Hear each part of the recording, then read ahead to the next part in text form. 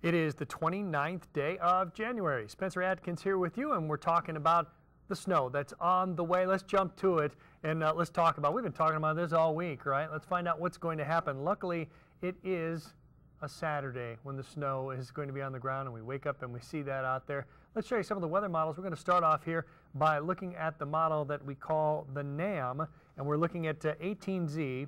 That'll be 1 o'clock on the afternoon Saturday, and you can still see plenty of snow. All this is in the form of snow in our neighborhood. Southern West Virginia has the heaviest amount, as well as eastern and southeastern Kentucky. That cutoff line, though, on the very light precipitation is right along I-64.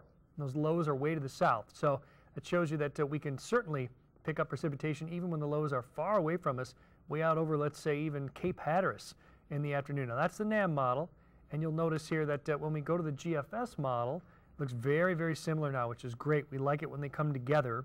Low is almost in the same spot off the shoreline. Again, this is 1 in the afternoon, slightly colder air. The blue line up top, that would be 10 below 0 Celsius at 5,000 feet. And the contours of the precipitation look very similar, maybe not as heavy. So let's show you how this looks when we put it up here and total it all up. And this is the way it looks. Very little with a very tight gradient, we call that, from southern Ohio up to about I-64. Then it pops. From I-64, that's 4 or 5 inches. And then we move into Charleston, Huntington, and it's 6 inches. This would be by Saturday night. Okay, this one, again, as I told you, has a little more precipitation. 8 to 10 inches around Beckley and Logan and Williamson, and 10 to 12 inches from Beckley to the south. So that's the NAM. Now we jump over to the GFS, and we've been kind of leaning on this one a little bit harder. It tends to have a little bit of a broader scope, but we like the way this is shaping up.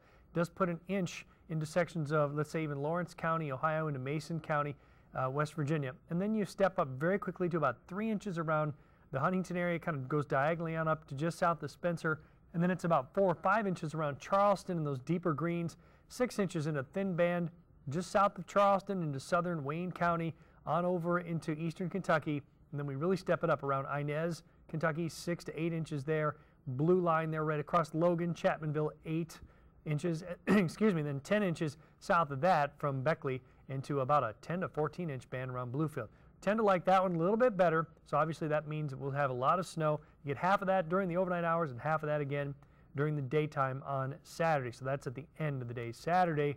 So obviously a little bit of some sledding weather out there. And jumping all the way out ahead, the next kind of substantial thing we're looking at would be next Friday. Blue line is your freezing line at 5,000 feet and another area of low pressure to our south. We stay on the warm side of that, at least for now, but remember, this one started off like that on the Canadian model earlier this week. So there you go. Keeps you up to date. We think we'll see, obviously, anywhere from about 2 to 6 inches of snow. Charleston, Huntington, just south of there, it's 6 to 10. Drive safe. If you have to drive at all in the morning, we'll be here at 9 a.m. on TV with a special report as well as cut-ins throughout the morning on the news programs throughout the morning. See you then.